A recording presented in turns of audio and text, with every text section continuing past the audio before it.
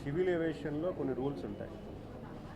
ఏదైతే major population ఉన్నటువంటి city ఏదైతే దగ్గర ఉంటుందో ఎయిర్పోర్ట్ నామకరణం కూడా ఆ సిటీకి పెడతారు.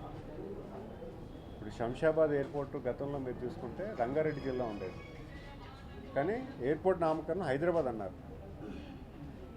అంటే అది రూల్స్ అండ్ రెగ్యులేషన్స్. ఇప్పుడు మనం దాని గురించి మీరు పట్టుకోకండి. ఏదైనా మన ప్రాంతంలో ఎయిర్పోర్ట్ వచ్చింది, మన ప్రాంతంలో ల్యాండ్ అభివృద్ధి జరుగుతుంది, ప్రాజెక్ట్స్ వస్తాయి, ఉపాధి కలుగుతుంది అనేది మనం మాట్లాడుతున్నాం. పేరు గురించి మనం పెద్దగా మాట్లాడే, ఎందుకంటే అది సివిల్ ఏవియేషన్లో ఉన్నటువంటి గైడ్లైన్స్. మేజర్గా ఉన్నటువంటి పాపులేషన్ ఏది ఉంది, ఎక్కువ మంది వినియోగదారులు ఏ ప్రాంతం నుంచి వస్తారు, దాన్ని బట్టి నామకరణం చేస్తారు. అది సివిల్ ఏవియేషన్లో ఉన్నటువంటి పద్ధతి. సమాచారం ఏంటంటే మాట్లాడుతుంది దీని రెవెన్యూ అనేది ఇప్పుడు విశాఖ వెళ్తుంది, విజయనగరం వస్తుంది. ఈ రెవెన్యూ అనేది ఖచ్చితంగా విజయనగరం ఉంటుంది, కానీ దాని పేరు అనేది విశాఖపట్నం ఉంటుంది. రెవెన్యూ మోడల్ అనేది స్టేట్గా వస్తుంది, ఎక్కడికి వెళ్ళి. అంటే భోగాపురమైన పేరు యాడ్ చేయొచ్చు కదా అని భోగాపురం అని పిలుస్తున్నారు అందరూ. పిలవడానికి పేరు లేదు కదా సార్, ఏం పోతుంది విశాఖ. ఇప్పుడు శంషాబాద్ అని ఉంది, పేరు ఎక్కడైనా ఉందా?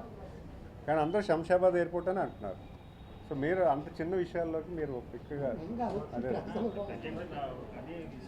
లేదు, అది సివిల్ ఏవియేషన్ రూల్స్ ప్రకారంగా మేజర్గా వచ్చినటువంటి ట్రావెలర్స్ ఎవరైతే ఉన్నారో వాళ్ళకి సౌకర్యంగా కల్పించడానికి ఉన్నటువంటి గైడ్లైన్స్. అది ఇది ఈ రోజుకి తీసుకున్న నిర్ణయం కాదు, అది బైలాస్లో ఉన్నటువంటి ప్రొసీజర్, అంటే గవర్నమెంట్ ప్రొసీజర్లో దాంట్లో భాగం.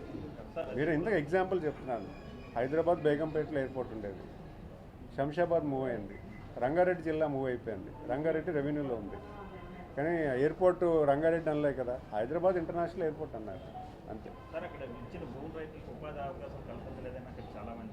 లేదు, నేను జిఎంఆర్ ఎయిర్పోర్ట్ వాళ్ళతో మాట్లాడాను. బ్లూ కాలర్ జాబ్స్లో మ్యాక్సిమం లోకల్ వాళ్ళకి ఇవ్వడం జరిగింది. వైట్ కాలర్ జాబ్స్లో కొంత ఎక్స్పీరియన్స్ కావాలి.